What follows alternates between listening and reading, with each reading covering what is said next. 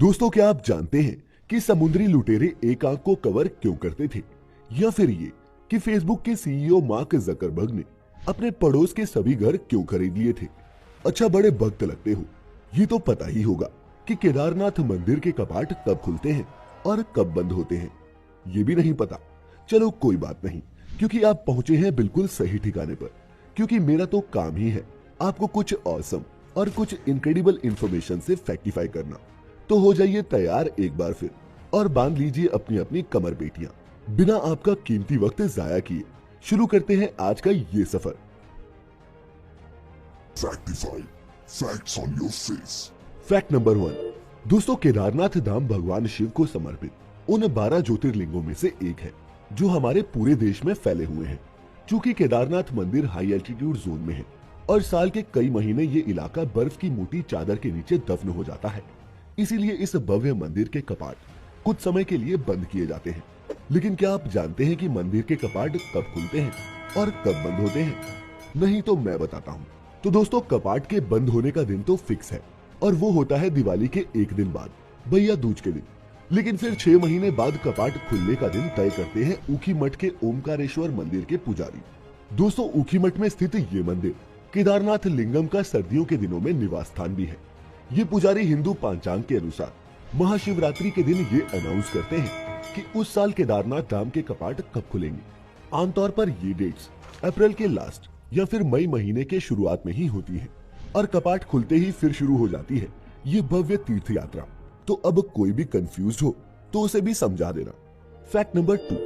दोस्तों, क्या आप जानते हैं कि फेसबुक के संस्थापक मार्क जकरबर्ग ने अपने अड़ोस पड़ोस के सभी घर सिर्फ इसलिए खरीद लिए ताकि उनकी प्राइवेसी को कोई भेद ना पाए। जी हाँ, हम सबकी प्राइवेट स्पेस में अपनी निगाहें जमाए रखने वाली फेसबुक कंपनी के सीईओ को अपनी प्राइवेसी बहुत अजीज है। यही कारण है दोस्तों कि कैलिफोर्निया के पालो अल्टो में स्थित जिस घर में मार्क रहते हैं उसके इर्द गिर्द मौजूद 4 घर और भी मार्क ने खरीद लिए ताकि उनको सिक्योरिटी और प्राइवेसी का एक पेरीमीटर सा मिल सके। लेकिन अगर आप सोच रहे हैं कि उनका घर किसी आलीशान महल की तरह होगा, तो बता दूं दोस्तों कि 110 बिलियन यूएस डॉलर से ज्यादा के मालिक मार्क जिस क्रेसेंट पार्क नेबरहुड में मौजूद घर में रहते हैं वो बिल्कुल भी असाधारण नहीं है, बल्कि एक मॉडेस्ट सा दिखने वाला फंक्शनल हाउस है जिसमें 5 बेडरूम, 5 बाथरूम, स्विमिंग पूल वगैरह है और जिसे मार्क ने 2011 में 7 मिलियन यूएस डॉलर्स में खरीदा था। दोस्तों, आपने अगर मार्क जकरबर्ग की कभी तस्वीरें देखी होंगी तो ना आपको गुची के चश्मे और ना ही कलाई पर रोलेक्स दिखेगी। उनका पहनावा और रहन सहन इतना सिंपल है कि वो किसी भी और आम इंसान जैसे ही दिखते हैं। वैसे भी अमीर दिखना नहीं, अमीर होना ज्यादा बेहतर होता है। बाकी फुकरे तो गली गली में मिल जाएंगे। Fact number 3। दोस्तों, अगर आप भी मेरी तरह पायरेट्स ऑफ द कैरिबियन के फैन हैं या फिर समुद्री लुटेरों की खौफनाक कहानियां अगर आपका ध्यान अपनी ओर खींच लेती हैं, तो आप भी जानते होंगे कि कई समुद्री लुटेरे अपनी एक आंख को हमेशा इस स्पेशल आईपैड से ढके रहते थे। लेकिन क्या आप एक आंख के ढकने के पीछे का कारण जानते हैं? नहीं जानते तो जरूर इंटरेस्टिंग लगेगा आपको ये जानकर कि ऐसा वो इसलिए करते थे ताकि उनकी रात में भी देखने की नजर चौकस रहे और वो गुप्त अंधेरे में भी फाइट कर सके। दोस्तों, एक इंसान को औसतन पूरी लाइट से पूरे अंधेरे में देखने के लिए एडजस्ट करने में एवरेज 25 मिनट का वक्त लगता है।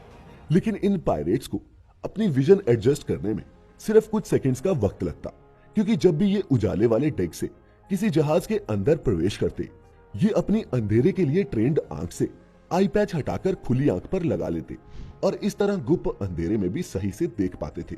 ये कैसी भी सिचुएशन हो, खुद को हमेशा तैयार रखते थे। ये आई पैच और कुछ नहीं, एक कमाल की ट्रेनिंग एक्सरसाइज थी जो इन लुटेरों के बहुत काम आती थी। तो क्या समझे? Fact number 4। दोस्तों, आईएसएस और स्पेस के बारे में कई फैक्ट्स मैं आपको पहले भी बता चुका हूं। आप ये भी जानते हैं कि स्पेस में किसी छोटी सी चीज को भेजने के पीछे भी एक भारी भरकम बजट लगता है।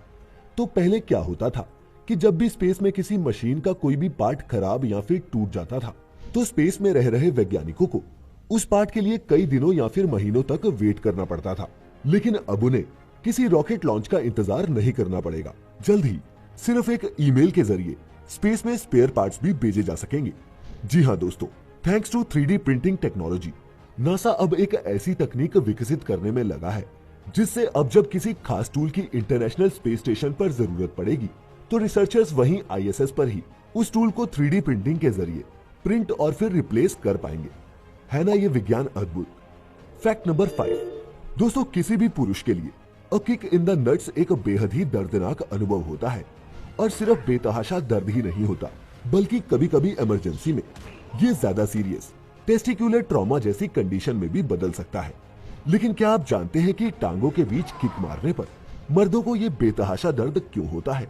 अगर नहीं तो बता दूं दोस्तों कि हमारे शरीर के बाकी हिस्सों में तो नर्व्स फैली हुई या फिर स्प्रेड आउट होती हैं, लेकिन इंसानी जेनिटल्स नर्व एंडिंग्स के साथ बहुत ही डेंसली पैक्ड होते हैं। ऊपर से शरीर के कई हिस्सों की तरह हमारे ये प्राइवेट पार्ट्स मसल और बोन से प्रोटेक्टेड नहीं होते, और यही कारण है a kick in the nuts किसी भी पुरुष के लिए एक खुशनुमा एहसास कभी नहीं होता।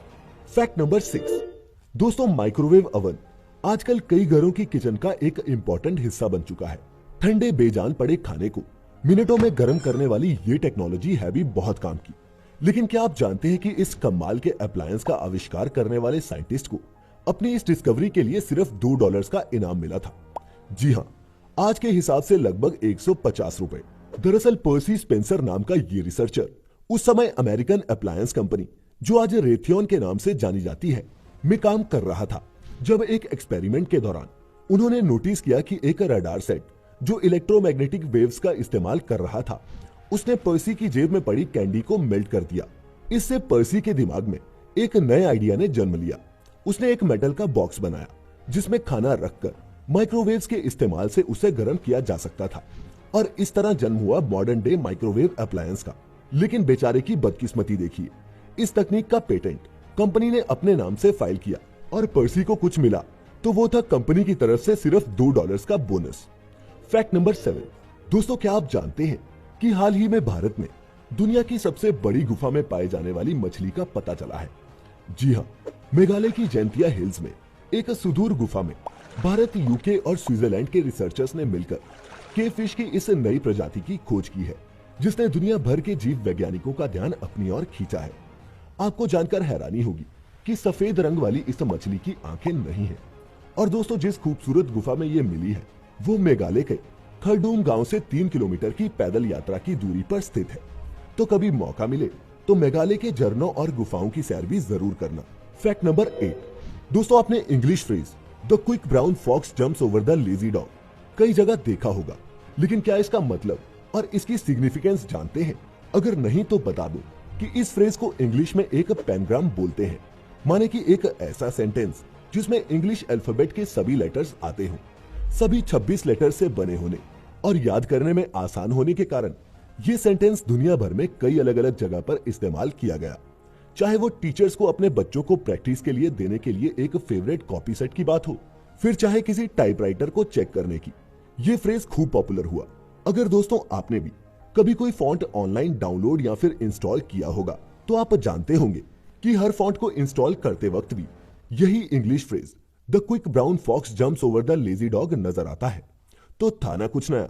वीडियो देखने के बाद अच्छा महसूस करो तो एक लाइक जरूर दे देना।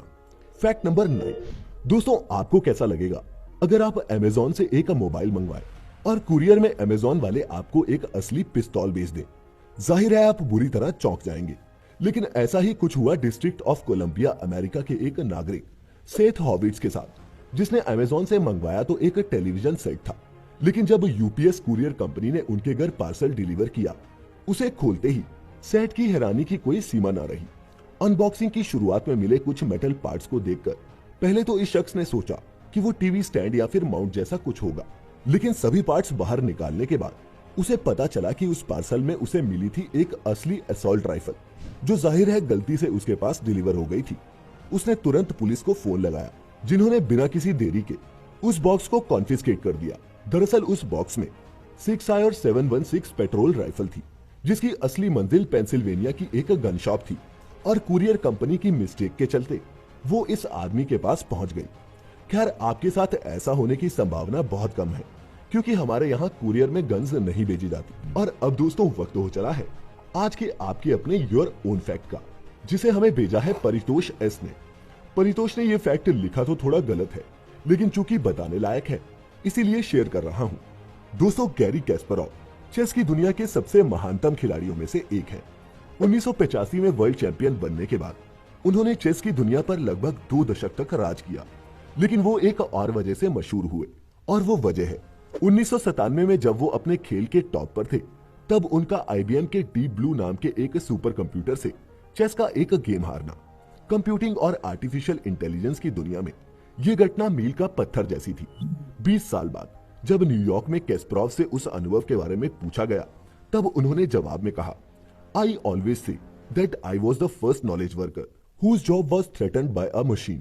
मतलब कि वो मैं पहला ज्ञानी कारीगर था जिसके काम को मशीन से खतरा पैदा हुआ। दोस्तों, आज के दौर में AI या फिर आर्टिफिशियल इंटेलिजेंस एक चेस प्रोग्राम से कहीं आगे बढ़ चुकी है। आपके माइक्रोवेव से लेकर आपके मोबाइल फोन्स और AC से लेकर कार तक में हर जगह AI अपनी जगह बना चुकी है।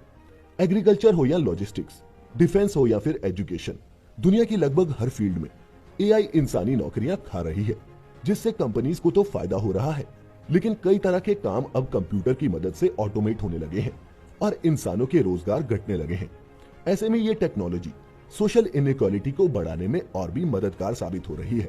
ऐसे में जरूरत है तो एक बैलेंस बनाने की, मशीन से काम लेने में और मैनुअल लेबर से भी, ताकि पूरे समाज का विकास हो सके, सिर्फ एक खास तबके का नहीं।